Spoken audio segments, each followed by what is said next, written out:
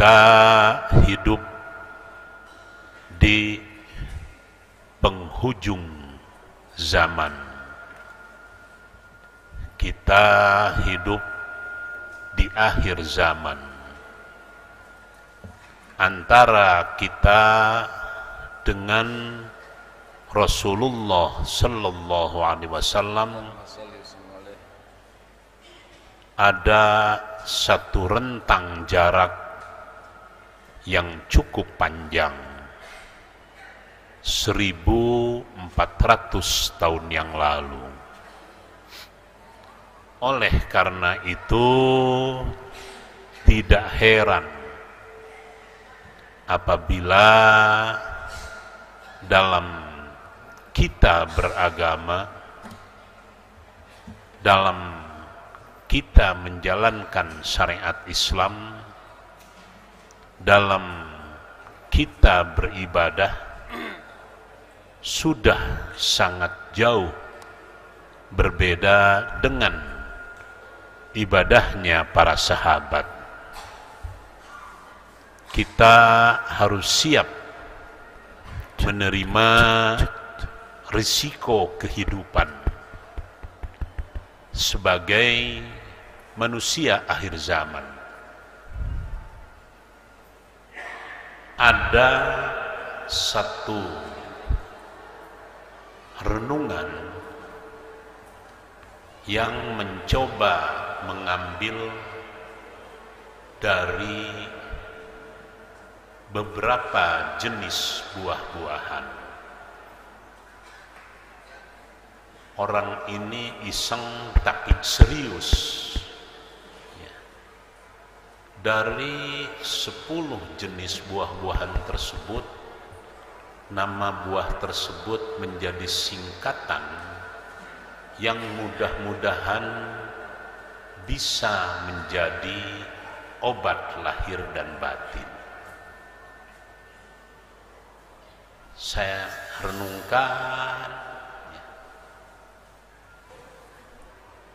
sangat sederhana tetapi memiliki makna yang cukup dalam. Orang ini mencoba mengartikan setiap buah sebagai singkatan dari beberapa petunjuk berkaitan dengan obat lahir dan batin. Saya kira akan sangat relevan, akan sangat ada kaitannya dengan istighosah istisqa kita. Orang tersebut menyebut bahwa markisa itu singkatan dari marnya mari, ki-nya kita, sa-nya sabar. Mari kita sabar, mari kita belajar sabar. Kalau tidak sabar dalam kita menghadapi yang namanya tantangan zaman, mungkin sudah banyak orang yang putus asa. Alhamdulillah, orang Indonesia bukanlah tipe manusia yang mudah putus asa.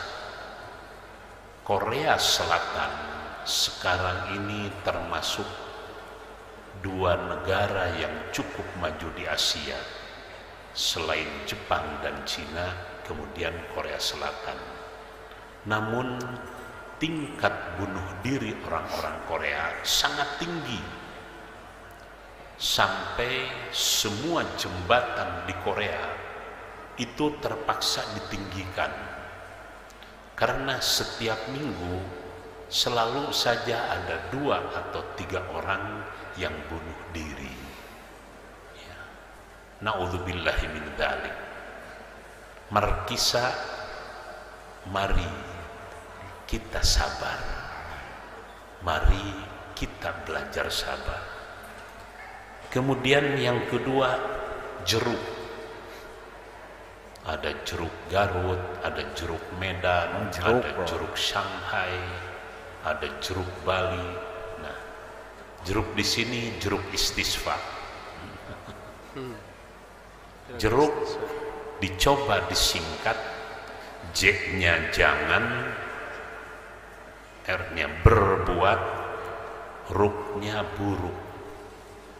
Jangan berbuat buruk. Ya, jeruk. Ya. Ya. Isi kena guluduk. Jangan berbuat buruk. No heran teh kaemutan buku ieu jalmi ari simkuring mah jeruk teh ditedak, aduh aya nu hasem aya nu amis. Ieu mah jeruk teh jangan berbuat buruk. Ya. Singkat sekali ya. Ini merupakan sebuah ajaran dari agama kita. Kemudian yang ketiga, salak. Salak nu juga tumila numpuk ya. Ya. Sekarang yang terkenal salak pondok. Kulitnya sangat tajam, tumbuhannya tapi lebetna bodas ya. Sama dengan salak singkatan, S-nya selalu ya, selalu baik dalam bertindak, lak bertindak, selalu baik dalam bertindak. Salak mung ulah ngangge i janten salaki ya.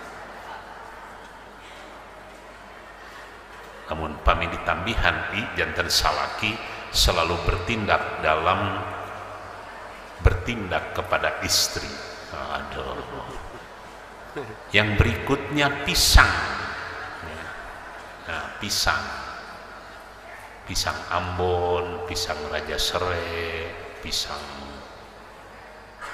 emas, pisang tanduk ya, pisang Raja Bulu ya, dan lain sebagainya. P-nya pantang, I-nya iri, S-nya sombong, A-nya angkuh. Pantang, iri, sombong dan angkuh. Pisang. Kita jangan sampai iri, sombong dan angkuh. Pantang diriku ya, untuk iri kepada yang lain, sombong dan angkuh. Nah, ini anggur. Aya anggur Malang, aya anggur Australia. Anggur singkatan dari Anda gemar bersyukur. A-nya Anda, G-nya gemar, urnya bersyukur. Anggur. Anda gemar bersyukur. Tomat, ya makana tomat nusuk di sambal ya. Tomat ini yang paling indah. Tomat singkatan dari to-nya tobat ya. Tobat sebelum kiamat ya.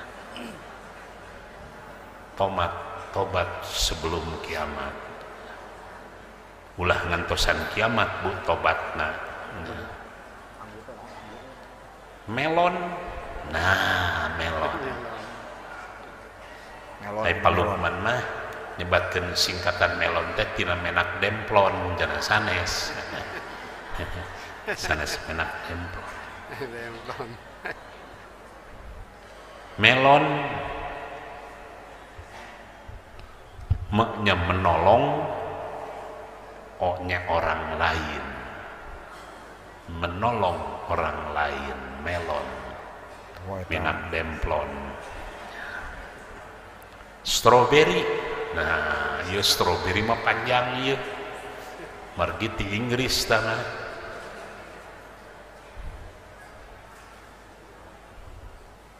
Aya strawberry, aya paha beri-beri. Strawberry S-nya selalu, Pro-nya selalu introspeksi ya. B-nya belajar, R-nya rendah hati. Selalu introspeksi, belajar, rendah hati. Strawberry raos pamidi jus munggulah masihan ayeuna kesim kuring bisi batal puasana. Talas Bogor bukan buah itu mah. Talas, nah ieu mah kang nu aranom. Talas tak ada kata malas. Nah, talas tak ada kata malas. Bonteng, mentimun, mentimun, bonteng. Maknya menuntut, I-nya ilmu, ya. T-nya tidak banyak melamun, munnya. Menuntut ilmu tidak banyak melamun. Nu dihafalkeun sanes buah-buahanana tapi singkatanana tadi ya. Tidak perlu ditulis. Dan yang terakhir sebelum kita istighosah, Allah telah menjadikan malam untuk istirahat, untuk tidur. Namun nampaknya masih banyak orang yang tidak paham ada waktu-waktu tidur tertentu di siang hari yang kurang baik. Sedikitnya ada 5 jenis tidur di siang hari. Yang pertama ada yang disebut a'ilullah, A-nya alif, kemudian ain, iya, lam, waw, lam lei teras ta. A'ilullah, a'ilullah, yaitu orang yang tidur ba'da sholat subuh. Sesudah subuh langsung orang tersebut tidur.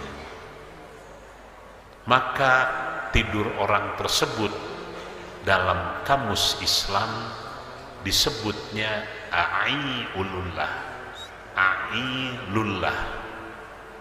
Akibatnya kalau di antara ibu dan bapak ada yang biasa tidur sesudah sholat subuh, begitu sholat subuh langsung tidur, maka orang tersebut akan menjadi pelupa, mudah pikun, banyak hafalan yang hilang. Pikun, cepat pikun, pelupa, dan banyak hafalan yang hilang. Oleh karena itu, para hafid, orang-orang yang hafal Quran, biasanya pantangan tidur sesudah sholat subuh karena dikhawatirkan hafalan-hafalannya akan berkurang. Itu tidur yang pertama, a'ilullah. A'ilullah, A-nya yang pertama alif, hamzah, Yang kedua, ada tidur yang disebut ghailulah,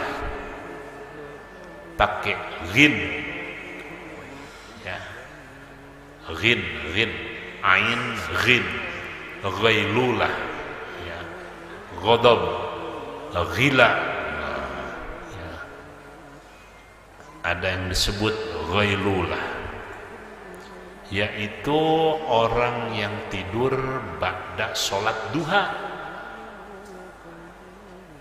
antara jam 7 sampai jam 8. Jadi kalau ada orang yang tidur waktu-waktu duha atau yang disebut ghailulah, ya, maka sabda Rasulullah, orang itu akan fakir, ya, orang itu akan seret rizkinya, dan orang itu akan sakit-sakitan. Ini yang disebut tidur ghailulah. Kemudian yang ketiga, ada tidur yang disebut qailulah. Ini tidur yang biasa dilaksanakan oleh Rasulullah sallallahu alaihi wasallam, pakai huruf qaf, qailulah, qailulah. Jadi Rasulullah kalau qabla zuhur, setengah jam sebelum zuhur, Rasulullah biasanya tidur barang 10 menitan, sanes 5 jam, atau ba'da sholat zuhur. Seringnya Rasulullah setelah sholat zuhur, 1 jam setelah sholat zuhur, Rasulullah biasanya tidur qailulah sekitar 1/4 jam atau 20 menit, ya. Itu namanya tidur qailulah. Orang yang tidur qailulah, yang pertama akan membuat sehat, yang kedua awet muda, yang ketiga tidak mudah keriput kulit mukanya. Sim kuring 70 tahun tapi tak can peot teuing gitu, berkat qailulah. Pak Jamal 35 tahun setengah tim sim kuring tapi geus keriput gitu.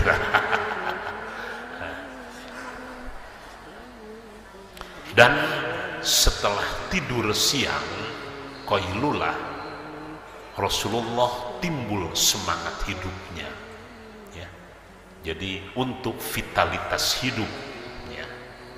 Orang tua dulu masih menyempatkan, tapi manusia sekarang sudah jarang sekali, ya. Sudah jarang sekali. Saya setelah zuhur istirahat sebentar, nggak lebih daripada 10 menit, ya. Jangan pada zuhur bangun-bangun maghrib, itu mah bukan qailulah, itu mah, ya. Itu mah abus kana kulah. Nah, ya. Kemudian yang keempat, qailulah. Ini mah dengan huruf kaf. Kalau tadi qailulah dengan huruf qaf, kalau ini qailulah dengan huruf kaf. Qailulah, yakni orang yang tidur ba'da sholat asar. Orang yang tidur ba'da sholat asar. Orang yang tidur ba'da sholat asar atau sering disebut qailulah, maka orang itu biasanya bisa hilang ingatan. Ada nabi ghelo, hilang ingatan, ya. Hilang ingatan, kemudian suka awah, kemudian sering mimpi buruk, ya. Dan tidak tiba-tiba lupa.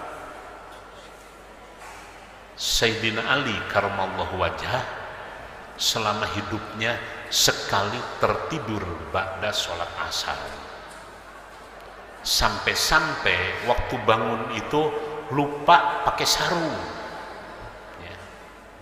Nah itu akibat kailulah ya. Oleh karena itu orang tua kita sampai ke tingkat ada yang mengharamkan sholat sesudah sholat asar ya. Bisa hilang ingatan, bisa seorang Sunda mah rada sedeng, rada sedeng. Sedang saeunan. Baik, yang terakhir, yang kelima, failulah. Ngangge fa ya mah. Failulah. Orang yang tidur ba'da maghrib sebelum waktu isya ya. Dan orang tersebut belum sholat isya ya. Sesudah maghrib sebelum sholat isya margi katunduhan biasanya mah yang paling banyak itu kalau bulan puasa tos buka teh plok taraweh jam 10 ya. Itu namanya failulah. Kata Rasulullah, orang yang tidur sesudah sholat maghrib belum sholat isya, maka orang tersebut harus siap menerima fitnah-fitnah.